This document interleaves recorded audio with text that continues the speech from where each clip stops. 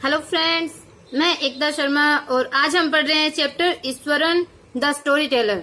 ईश्वरन नाम का एक व्यक्ति है। द स्टोरी टेलर मीन्स जो कहानी सुनाने वाला हो। स्टोरी टेलर होता है स्टोरी बताने वाला, सुनाने वाला, कहानी सुनाने वाला। तो ईश्वरन नाम का कैरेक्टर है जो कि कहानी सुनाता है इस चैप्टर के अंदर।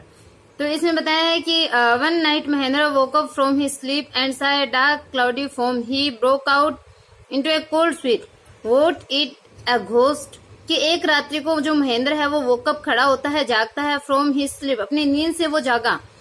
एंड सा और उसने देखा है डार्क क्लाउडी फॉर्म कि एकदम डार्क यानी एकदम काली सी, क्लाउडी यानी धुंधली सी जो फॉर्म थी, आकृति। तो एक धुंधली सी काली आकृति है वो उसने देखी। He broke out into a cold sweet. वो एकदम से ब्रोक आउट मतलब वो एकदम से उसकी नींद थी वो टूटी। कोल्ड स्वीट मतलब उस पे से ठंडा पसीना आ गया था। He broke out into A cold sweet. वो एकदम ठंडे पसीने से जागा। Was it a ghost? कि क्या वो घोस्ट था, क्या वो भूत था? तो इसके ऊपर ये स्टोरी है। ये जो ईश्वरन है वो स्टोरी सुनाता है। फिर अचानक से एक दिन क्या होता है, महेंद्र को एक ऐसी आकृति दिखाई देती है जैसे ईश्वरन स्टोरी बताता है। तो वो सोचता है कि क्या रियल में घोस्ट है, जैसे घोस्ट की स्टोरी उसने सुनाई थी। तो स्टार्ट करते हैं हम इसको। The story was narrated to Ganesh by a young man Mahendra by name. कि द स्टोरी वॉज नरेटेड, कि ये जो स्टोरी है, ये जो कहानी है, वॉज नरेटेड टू गणेश, वो गणेश को बताई गई थी। बाई अ यंग मैन, एक यंग मैन के द्वारा, एक नव युवक के द्वारा, युवा व्यक्ति के द्वारा गणेश को ये स्टोरी है वो बताई गई थी। महेंद्र बाई नेम, किसके द्वारा? महेंद्र नाम के एक जो आदमी था उसने बताई थी। तो the story was narrated to Ganesh by young man Mahendra by name, कि महेंद्र नाम के एक यंग मैन के द्वारा गणेश को एक स्टोरी है वो बताई गई। He was a junior supervisor in a film which offer on hire supervisors at various type of construction site. कि ही वॉज, ये जो महेंद्र है वो क्या था? ही वॉज ए जूनियर सुपरवाइजर। वो एक जूनियर सुपरवाइजर था। एक मतलब कनिष्ठ, जूनियर होता है कनिष्ठ और जो सीनियर होता है उसको बोलते हैं वरिष्ठ। तो कनिष्ठ सुपरवाइजर होता है निरीक्षक, निरीक्षण करने वाला किसी काम का। तो ही was a junior supervisor in a film. वो एक फिल्म के अंदर, एक कंपनी के अंदर एक जूनियर सुपरवाइजर की पोस्ट पे था, कनिष्ठ निरीक्षक था। Which offered on higher supervisor at various type of construction site, जो कि कंस्ट्रक्शन साइट के ऊपर, कंस्ट्रक्शन साइट मतलब जहां पे निर्माण कार्य होते हैं, तो जो कि कंस्ट्रक्शन साइट पे निर्माण स्थल, जैसे कि factories, bridges, dams and so on. तो जैसे कि फैक्ट्रीज है, एक कंस्ट्रक्शन साइट है फैक्ट्री, ब्रिजेज यानी पुल, डैम्स यानी जो बांध होते हैं, एंड सो ऑन, और इसी तरीके और जो कंस्ट्रक्शन साइट है, तो वहां पे ये विभिन्न प्रकार के सुपरवाइजर, जो किराए पे सुपरवाइजर है वो ऑफर करता था। तो ही वो जो जूनियर सुपरवाइजर इन फिल्म, वो एक फिल्म के अंदर कंपनी में कनिष्ठ निरीक्षक था। Which offer on higher supervisor, जो कि हायर सुपरवाइजर मतलब किराए के ऊपर जो सुपरवाइजर थे वो ऑफर करता था। एट वेरियस टाइप, विभिन्न प्रकार के of construction site, factories, bridges, dam and so on, कि जो कंस्ट्रक्शन साइट पे, निर्माण स्थल के ऊपर फैक्ट्री, पुल, बांध और इसी प्रकार के जो और जो होते थे कंस्ट्रक्शन साइट, उन आदि के लिए विभिन्न प्रकार के जो किराए पे सुपरवाइजर है वो ऑफर करता था, प्रदान करता था। Mahendra's job was to keep an eye on the activities at the work site. अब जो महेंद्र का जो जॉब था, महेंद्र का कार्य था वो क्या था? वॉज टू कीप एन आई मतलब ध्यान रखना होता था, टू द एक्टिविटीज, एक्टिविटीज पे, गतिविधियों पे, एट द वर्क साइट, कि जो वर्क साइट पे मतलब जो काम करने वाली जो साइट होती थी, जो कार्यस्थल होते थे, उनकी एक्टिविटी के ऊपर ध्यान रखना ही महेंद्र का कार्य था, महेंद्र का जॉब था। He had to keep moving from place to place every now and then as ordered by his head office. कि he had to keep moving from place to place, उसको एक स्थान से दूसरे स्थान पर मूव करना होता था। every now and then मतलब जब कभी, मतलब लगभग जब तक उसको प्लेस टू प्लेस उसको मूव करना होता था। And then now and then as order, order के अकॉर्डिंग, आदेश के अनुसार, बाय हिज हेड ऑफिस, के अपने हेड ऑफिस के आदेश के अनुसार उसको जब तक मतलब जब तक उसको एक स्थान से दूसरे स्थान पे मूव करना होता था, घूमते रहना पड़ता था।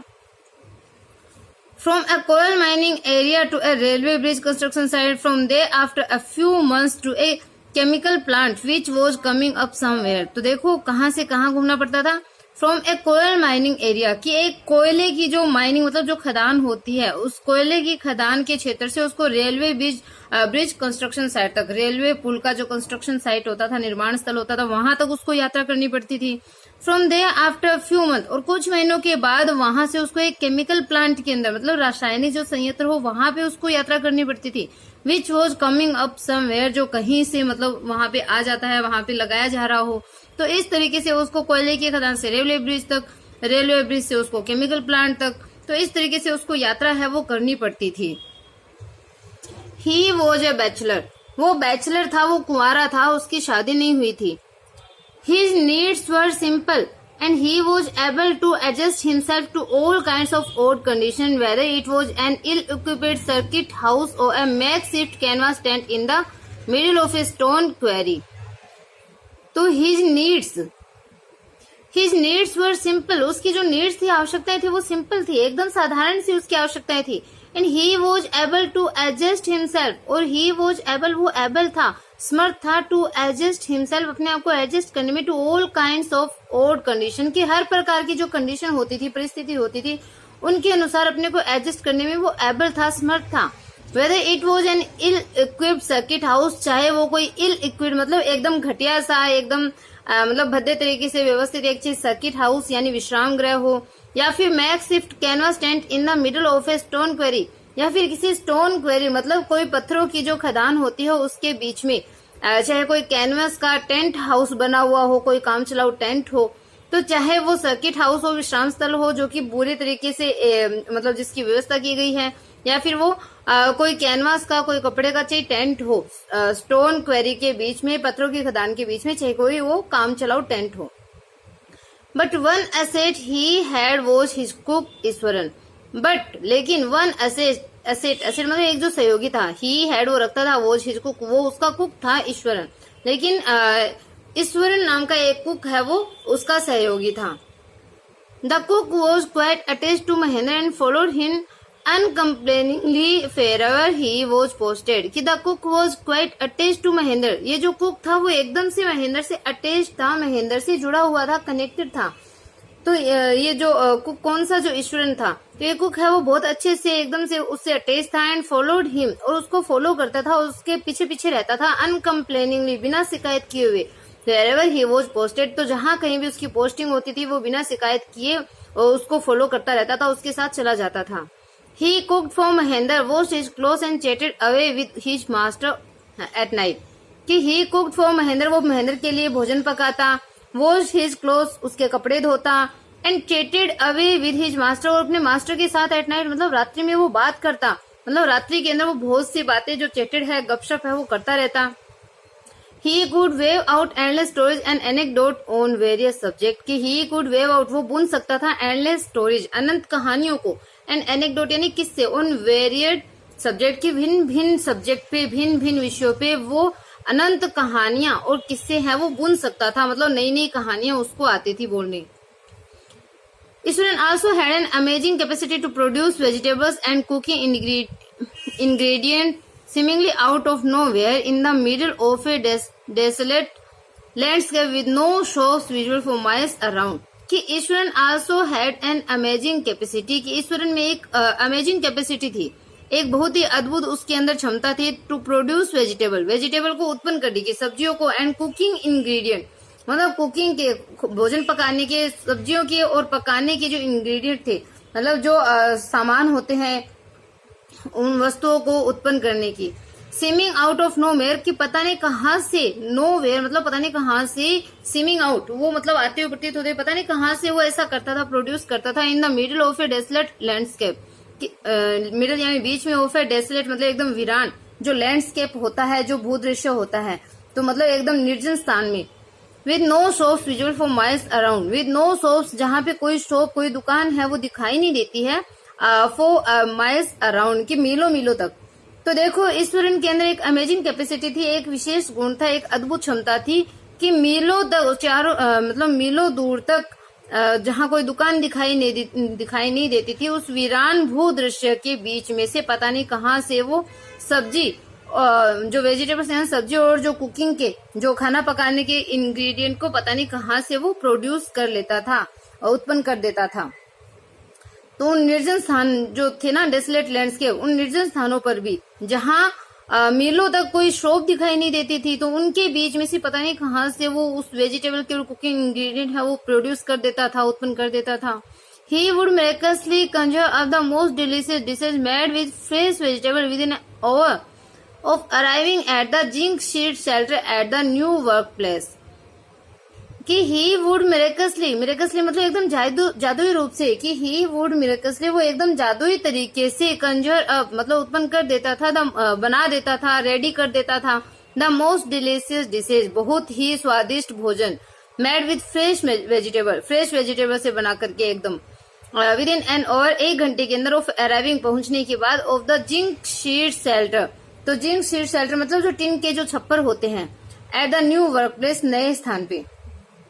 तो वह टिन के छप्पर वाले नए वर्क प्लेस के ऊपर पहुंचने के 1 घंटे के अंदर ही ताजा वेजिटेबल से, ताजा सब्जी से वो एकदम जादुई तरीके से बहुत ही स्वादिष्ट भोजन है वो तैयार कर देता था। तो कब कर देता था? अपने जिंक शीट शेल्टर के अंदर, मतलब टिन के छप्पर के नीचे नए वर्क प्लेस पे पहुंचने के अराइविंग यानी पहुंचने के 1 घंटे के अंदर ही वो ताजा सब्जियों के साथ में एक शानदार डिलीशियस डिश है, शानदार भोजन है वो जादुई रूप से एकदम अद्भुत तरीके से वो कंजर्व यानी तैयार कर देता था। Mahendra would be up early in the morning and leave for work after breakfast carrying some prepared food with him. कि Mahendra would be up early in the morning, कि महेंद्र है वो सुबह मतलब जल्दी उठता था, तो Mahendra would be up early जल्दी उठता था, इन द मॉर्निंग में वो जल्दी उठता था, and leave for work after breakfast, और ब्रेकफास्ट के बाद में वो अपने काम पे जाता था, and carrying some prepared food with him, और अपने साथ में जो कुछ जो तैयार भोजन था उसको कैरी करके उसको लेके जाकर उसको लेते हुए ब्रेकफास्ट करने के बाद में वो अपने काम पे जाता था। Meanwhile, Iswaran would tidy up the shed, wash the clothes, and have a leisurely bath, pouring several buckets of water over his head, muttering a prayer all the while. कि meanwhile इसी दौरान मतलब जब महेंद्र है वो अपने काम में चला जाता था, तो इसी दौरान वो क्या करता है Eswaran would tidy up the shed, वो शेड को उस छप्पर को वो टाइडी मतलब ठीक करता था, जिस टिन शेल्टर में वो रहते थे, तो उस छप्पर को वो ठीक करता, वॉश द क्लोथ्स कपड़ों को धोता, एंड हैव ए लेजरली बात, और एकदम लेजरली मतलब फुर्सत से आराम से वो बात करता, स्नान करता, pouring several bucket of water over his head, अपने हेड के ऊपर सर के ऊपर कई बाल्टी पानी को पोरिंग यानी उड़ेल करके, और इस पूरे समय के दौरान वो अपनी जो प्रार्थना थी, जो प्रेयर थी, उसको मटरिंग मतलब उसको गुनगुनाता रहता था। तो बहुत सी बाल्टी अपने सिर के ऊपर कई बाल्टी पानी डाल करके वो आराम से स्नान करता, और इस पूरे काम के दौरान वो प्रार्थना है वो मटर करता रहता, प्रार्थना को बुदबुदाता रहता।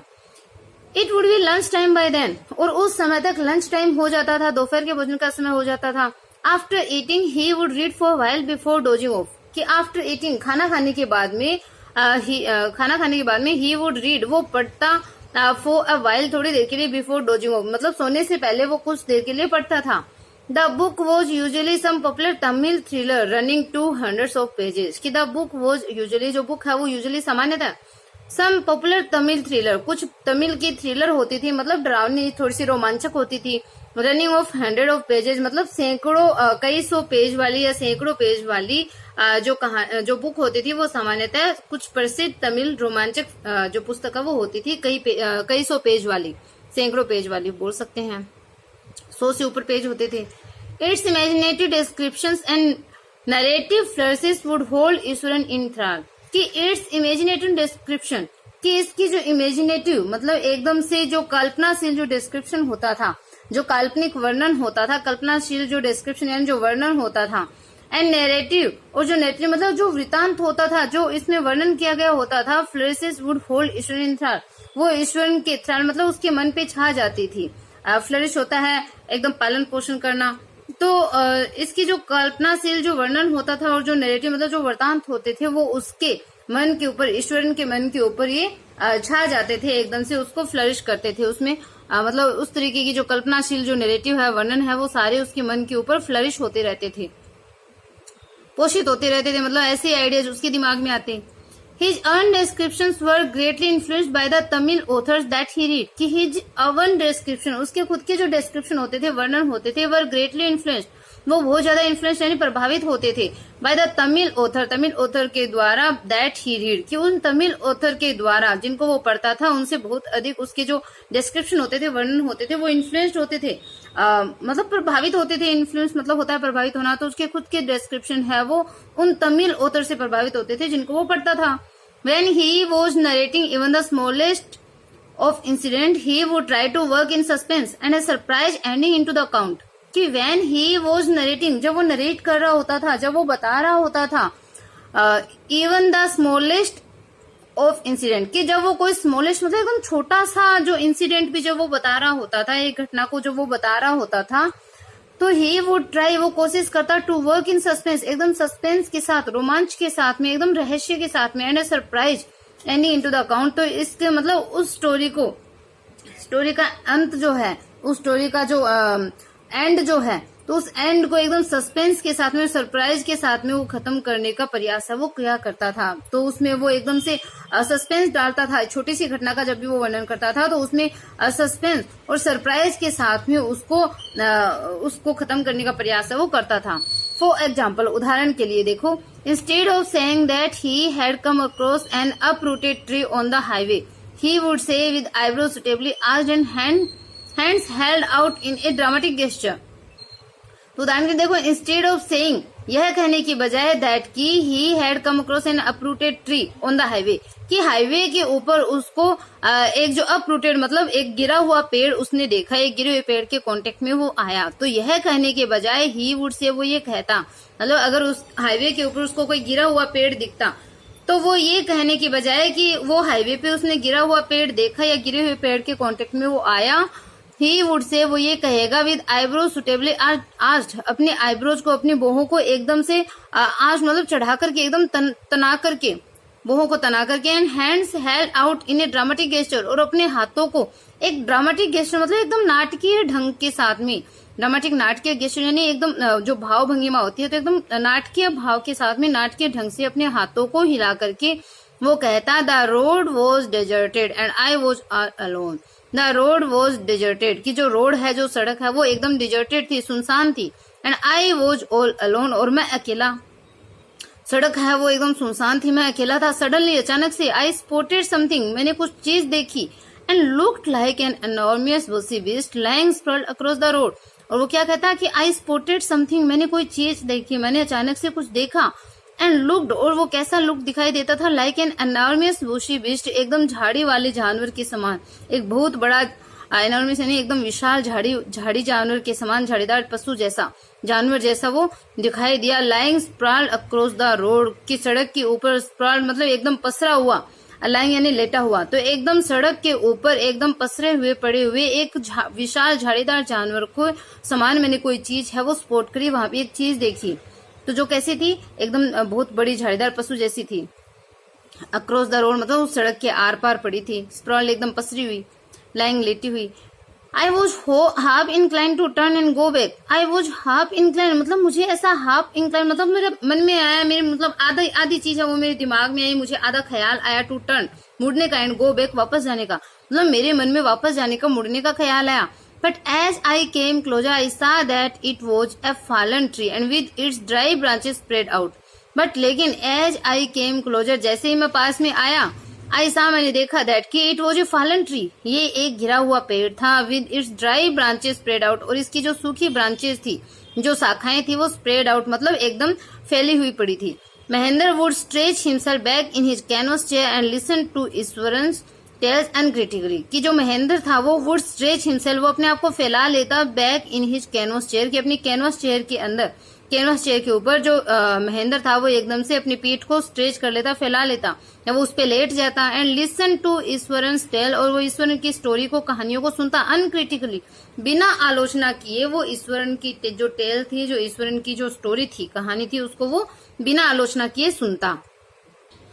The place I come from is famous for timber. Eswaran would begin. Eswaran है would begin मतलब वो शुरू करता है, अपनी कहानी सुनाना शुरू करता है कि the place, जिस स्थान से I come from आया, is famous for timber. timber मतलब इमारती लकड़ी, कि जिस स्थान से मैं आया हूँ वो इमारती लकड़ी के लिए फेमस है, प्रसिद्ध है इमारती लकड़ी के लिए। There is a richly wooded forest all around, और वहाँ पे एक richly wooded forest मतलब एकदम समृद्ध लकड़ी का जो फॉरेस्ट है वो ऑल अराउंड मतलब वहाँ पे एक समृद्ध एक लकड़ियों का जंगल है चारों ओर। The logs are hold on the lorries by elephants. और जो लोग मतलब जो लट्ठे होते हैं, जो लकड़ियां हैं उस जंगल के अंदर, तो वो जो लोग हैं, जो लट्ठे हैं, आर होल्ड ऑन, वो डाले जाते थे टू द लोरीज। लोरीज मतलब जो ट्रांसपोर्ट है बाई एलिफेंट, एलिफेंट के द्वारा। कि जो लोग, जो लकड़ी के जो लट्ठे होते थे वो हाथियों के द्वारा लोरीज में डाले जाते थे, लादे जाते थे,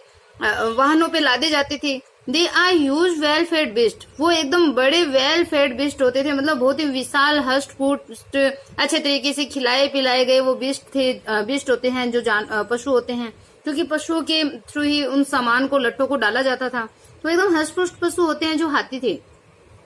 When they turn wild, even the most experienced महावत is not able to control them। कि when, जब they turn wild, जब वो वाइल्ड हो जाते थे, वाइल्ड हो जाते हैं, जब वो बिगड़ जाते हैं, एकदम जंगली हो जाते हैं, इवन तो यहाँ तक कि जो मोस्ट एक्सपीरियंस जो महावत होता है, हाथी की जो केयर करता है उसको महावत बोलते हैं। तो जो सबसे अधिक अनुभवी जो महावत है, is not able to control them, वो भी उनको कंट्रोल करने में एबल नहीं होता है, समर्थ नहीं होता है, वो भी उनको कंट्रोल नहीं कर पाता है। तो जो एलिफेंट होते हैं वो एकदम विशाल वेल फेड बिस्ट होते हैं। एलिफेंट के द्वारा ही साधनों के अंदर, वाहनों के अंदर लट्ठों को डाला जाता है। और जब वो वाइल्ड हो जाते हैं, जब वो एकदम जंगली हो जाते हैं, बिगड़ जाते हैं, तो जो मोस्ट एक्सपीरियंस जो महावत होते हैं, सबसे अनुभवी जो महावत होते हैं, वो भी उनको कंट्रोल करने में समर्थ नहीं होते, उनको काबू में नहीं कर पाते हैं। After this prologue Iswaran would launch into an elaborate anecdote involving an elephant. कि आफ्टर दिस प्रोलॉग, इस प्रोलॉग के बाद में, इस प्रस्तावना के बाद में, इस भूमिका के बाद में, ईश्वरन वुड लॉन्च, ईश्वरन है वो शुरू करता है इनटू एन एलैबोरेट, एलैबोरेट मतलब एकदम सुसज्जित, जो एनेक्डोट मतलब जो किस्सा है, इन्वॉल्विंग एन एलिफेंट के इस भूमिका के बाद में, इस प्रस्तावना के बाद में, इस प्रोलॉग के बाद में एलिफेंट को इन्वॉल्व करते हुए एलिफेंट से संबंधित एक कोई किस्सा जो है, सुसज्जित जो एनेक्डोट है, किस्सा है, वो सुनाना ईश्वरन है वो शुरू कर देता। One day a tusker escaped from the timber yard and began to roam about stamping on bushes, tearing wild creepers and breaking branches at will. कि वन डे, एक दिन, एक टस्कर मतलब एक जो हाथी था, जो नर हाथी था, वो एस्केप्ड, वो बच निकला फ्रॉम द टिम्बर यार्ड, कि इमारती लकड़ियों का जो आंगन था वहां से एक टस्कर, एक जो नर हाथी है, वो वहां से बच करके एक दिन भाग निकला, बच के निकल भागा। And began to roam about, और उसने रोम अबाउट मतलब इधर उधर घूमना शुरू कर दिया, बिगन यानी शुरू करना, और उसने मतलब घूमना शुरू कर दिया। स्टैम्पिंग ऑन बुशेज, बुशेज मतलब झाड़ियों को स्टैम्पिंग, रोनते हुए। टीयरिंग अप वाइल्ड क्रीपर, जो वाइल्ड क्रीपर है मतलब जो जंगली बेल है, उनको टीयरिंग अप, उनको उखाड़ते हुए। And breaking branches at will, और अपनी विल से, अपनी इच्छा से ब्रांचेज को, शाखाओं को तोड़ते हुए वो रोमिंग करनी उसने शुरू कर दी, इधर उधर घूमना उसने शुरू कर दिया। तो एक दिन इमारती लकड़ी के आंगन से एक नर हाथी है वो बचकर निकल गया, और उसने झाड़ियों को रोनते हुए, जंगली बैलों को टीयरिंग अप मतलब फाड़ते हुए, उखाड़ते हुए और अपनी मर्जी से शाखाओं को तोड़ते हुए उसने घूमना, चारों ओर घूमना है वो उसने शुरू कर दिया। You know sir how an elephant behave when it goes mad. You know sir, आप जानते हो श्रीमान जी कि हाउ एन एलिफेंट बिहेव, कि हाथी है वो कैसे बिहेव करता है, व्हेन इट गोज मैड, कि जब वो पागल हो जाता है एक हाथी तो वो कैसे बिहेव करता है, आप जानते हो। Eswaran would get so caught up in the excitement of his own story that he would get jump about, stamping his feet in emulation of the mad elephant। कि Eswaran would get so caught up in the excitement of his own story, कि ईश्वरन है वो अपनी खुद की story के excitement में, उत्तेजना में वो इतना खो जाता था, सो caught up मतलब एकदम मिक्स हो जाता था, इतना खो जाता था, दैट की ही वुड गेट अप, वो खड़ा होता फ्रॉम द फ्लोर, वो फ्लोर के ऊपर, फर्श के ऊपर खड़ा होता, एंड जंप अबाउट, और वो जंप करना, उछल कूद करना शुरू कर देता, स्टम्पिंग हिज फीट, अपने पैरों को मारते हुए, in emulation of the mad elephant, की उस मैड एलिफेंट, उस पागल हाथी को, एम्यूलेशन मतलब नकल करते हुए, अपने पैरों को स्टम्प करते हुए, मारते हुए वो जंप करना शुरू कर देता फर्श के ऊपर, मतलब इतना खो जाता कि वो नकल करने लग जाता कि हाथी ऐसा करता है। The elephant reach the outskirts of a town, जो एलिफेंट था, जो हाथी था, वो मतलब रीच्ड, पहुंच गया, the outskirts of a town मतलब हमारा जो कस्बा था उसके आउटस्कर्ट्स मतलब उसके जो बाहरी जो किनारा है वहां तक वो हाथी है वो पहुंच गया। Breaking the fence down like matchstick, breaking the fence, fence मतलब जो बाड़ होती है, उन बाड़ों को तोड़ते हुए, लाइक मैचस्टिक, मैचस्टिक मतलब जो माचिस की तीलियां होती है, तो माचिस की तीलियों के समान उन फेंस को मतलब बाड़ों को तोड़ते हुए वो हाथी है वो उस कस्बे के जो बाहरी किनारा है वहां तक वो पहुंच गया। ही वुड कंटिन्यू, वो कंटिन्यू रहता, वो लगातार अपनी कहानी को बोलता रहता कि जो मैच स्टिक के समान, माचिस की तीलियों के समान जो फेंस थी, जो बाड़ थी, उस बाड़ को तोड़ते हुए वो कस्बे के आउटस्कर्ट तक, उसके बाहरी किनारे पर वो आ गया, वहां तक पहुंच गया। It came into the main road, वो मेन रोड पे आ गया, वो जो मुख्य सड़क थी वहां पे आ गया। And smashed all the stall selling fruit, और उसने जो स्टॉल थे सेलिंग फ्रूट मतलब फ्रूट को बेचने वाली मड पोट्स एंड क्लोथ्स, तो फ्रूट को बेचने वाली मड पोट मतलब मिट्टी के जो पोट्स थे, बर्तन थे उनको, एंड क्लोथ और कपड़ों को बेचने वाले जो स्टोर थे, दुकान थे, उनको वो स्मैश मतलब उनको तोड़ डाला उसने। तो वो मेन रोड पे आया उसके बाद में, और उसने फ्रूट को बेचने वाली, मिट्टी के बर्तनों को बेचने वाली और कपड़ों को बेचने वाली स्टॉल को उसने तोड़ दिया। People ran helter skelter in panic, लोग है वो पैनिक होकर के, भयभीत होकर के, रैन हेल्टर स्केल्टर मतलब इधर उधर भागने लग गए। The elephant now entered a school ground where children were playing breaking through the brick wall, कि the elephant now entered a school ground, अब जो हाथी था वो स्कूल ग्राउंड के अंदर एंटर कर गया, स्कूल ग्राउंड में घुस गया, प्रवेश कर गया। वेयर चिल्ड्रन वर प्लेइंग, जहां पे बच्चे खेल रहे थे, breaking through the brick wall, की सड़क की जो ब्रिक मीन्स ईंट होती है, ईंट की दीवारों को तोड़ते हुए जहां पे बच्चे खेल रहे थे उस स्कूल के ग्राउंड में हाथी ने प्रवेश कर लिया। ब्रिक मीन्स होता है ईंट, और दीवारें हैं वो ईंट की बनी हुई थी, तो उस ईंट की दीवारों के माध्यम से उस ईंट की दीवार को तोड़ते हुए और हाथी है वो अब स्कूल के ग्राउंड में प्रवेश कर गया जहां पे बच्चे हैं वो खेल रहे थे। All the boys rain into the classrooms and shut the door tight, सभी जो बच्चे थे वो रेन इनटू द क्लासरूम, वो क्लासरूम में भाग गए। And shut the door tight, और उन्होंने जो डोर था, दरवाजा था, उसको टाइटली बंद कर दिया, एकदम मजबूती से उसको बंद कर दिया। The beast grunted and wandered about pulling out the football goal post, tearing down the volleyball net, kicking and flattening the drum cap for water and uprooting the shrubs, कि द बीस्ट ग्रंटेड, जो beast था, जो जानवर था, वो चिंगाड़ा, and wandered about, वो घूमने लग गया चारों तरफ, वहां पे चिंगाड़ते हुए घूमने लगा। Pulling out the football goal post, और फुटबॉल का जो गोल पोस्ट था, फुटबॉल का जो गोल डालने का जो पोस्ट था, खंबा था, उसको पुलिंग आउट, उसको उखाड़ दिया। Tearing down the volleyball net, और वॉलीबॉल का जो नेट था, वॉलीबॉल खेलने के लिए जो नेट होता है, उस नेट को उसने टेयरिंग डाउन, उसको फाड़ डाला। किकिंग होता है ठोकर मारना, तो किकिंग एंड फ्लैटरिंग, फ्लैट होता है एकदम चपटा कर देना, कि किकिंग ठोकर मारती हुए किसको फ्लैट कर दिया। The drum cap for water, पानी वाले ड्रम को किक करते हुए, ठोकर मार करके उसने फ्लैट कर दिया, एकदम चपटा कर दिया। एंड अपरूटिंग द श्रब्स, और जो श्रब्स थी, जो छोटी झाड़ियां थी, उसको अपरूटिंग मतलब उसको उखाड़ दिया, उन छोटी झाड़ियों को एकदम से नष्ट कर दिया, उनको जड़ से निकाल दिया, तो उनको उखाड़ फेंका। तो इस प्रकार से हाथी वो करने लग गया, उसने चिंगाड़ा, इधर उधर घूमने लगा, फुटबॉल का गोल पोस्ट है वो उसने उखाड़ दिया, जो वॉलीबॉल नेट था उसको फाड़ डाला, और जो पानी का जो ड्रम था उसको किक करके उसको फ्लैट कर दिया, चपटा कर दिया, और झाड़ियां जो थी, छोटी श्रब्स जो झाड़ियां थी, उसको अपरूट कर दिया, मतलब जड़ से उखाड़ फेंका। Meanwhile, all the teacher had climbed up to the terrace of the school building. कि meanwhile इसी दौरान all the teachers, जो सारे अध्यापक थे, had climbed up, वो चढ़ गए थे to the terrace, छत पे, the school building, school building की छत पे सारे टीचर है वो इसी दौरान चढ़ गए थे। From there they helplessly watched the depredations of the elephant, कि from there वहां से छत के ऊपर से they helplessly, वो helplessly मतलब एकदम निसहाय होकर के watched देखा, द डिप्रेडेशन ऑफ द एलिफेंट, कि उस एलिफेंट का जो लूटपाट का जो दृश्य था, उस हाथी के द्वारा किए गया जो विध्वंस था, जो नाश था, तो उस विध्वंस का नाश को ऐसा होते हुए वो उन्होंने देखा वहां से, छत से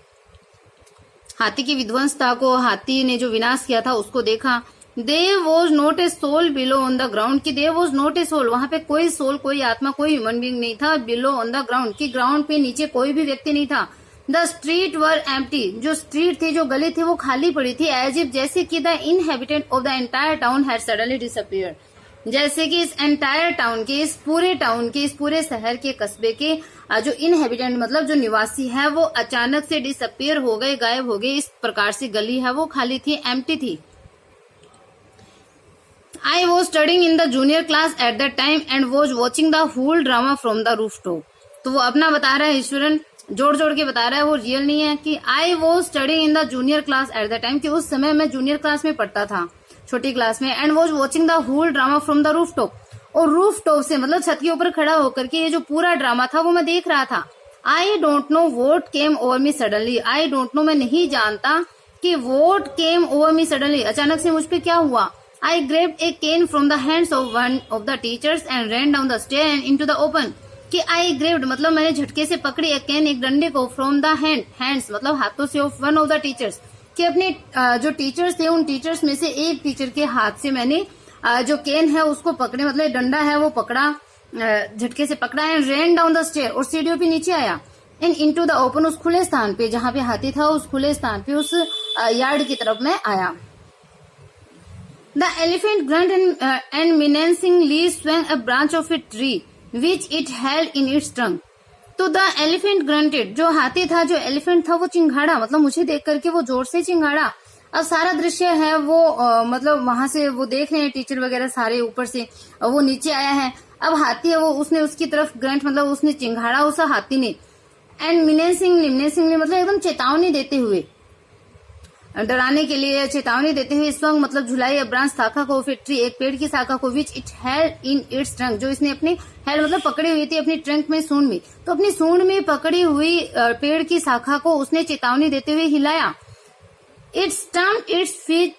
kicking up a lot of mud and dust, कि इट स्टम्प्ड इट्स फीट, इसने अपने पैरों को स्टम्प मतलब नीचे मारा, एकदम से धम से अपने पैरों को मारा, किकिंग अप उछाले, lot of mud and dust, कि बहुत सा कीचड़ और डस्ट है उसको उछालते हुए उसने अपने पैरों को नीचे स्टम्प मतलब एकदम धम से मारा अपने पैरों को। उसको डराने के लिए वो कर रहा है सारी चीज। तो अपनी सूंड में उसने एक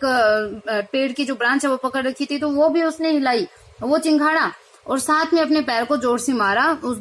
धूल और मिट्टी को उड़ाते हुए।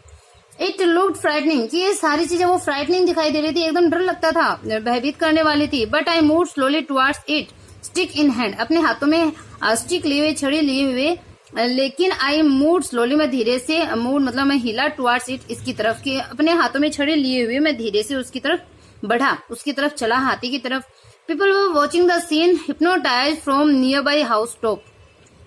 कि people were watching the scene hypnotise, कि एकदम हिप्नोटाइज होकर के, सम्मोहित होते हुए इस सीन को लोग है वो देख रहे थे, from nearby house top, कि अपने पास के ही घरों की छतों से लोग है वो एकदम हिप्नोटाइज होकर के, सम्मोहित होकर के इस सीन को देख रहे थे। The elephant looked at me red eyed ready to rush towards me, कि the elephant looked at me, elephant ने मेरी तरफ देखा, रेड आइड मतलब एकदम लाल आंखें करके, क्रोध से एलिफेंट ने मुझे देखा, ready to rush towards me, वो मेरी तरफ रश मतलब बढ़ने के लिए एकदम रेडी था, तैयार था। It lifted its trunk and trumpeted loudly, it lifted its trunk, उसने अपनी सूंड को उठाया, एंड ट्रम्पेटेड लाउडली, एकदम तेज से, ट्रम्पेट मतलब आवाज निकाली, चिंगाड़ा। At that moment I move forward and mustering all my force, कि एट दैट मोमेंट, उस क्षण, आई मूव मैंने मूव किया, मैं आगे की तरफ बढ़ा, उसकी तरफ, आई मूव फॉरवर्ड मतलब आगे की तरफ मैं बढ़ा, and mustering all my force, मेरी पूरी फोर्स को, पूरी शक्ति को, मस्टरिंग मतलब इकट्ठा करके, वैक्ट इट्स थर्ड, मतलब वैक्ट मतलब मैंने मतलब उछाला, डंडा मारा एक तरीके से,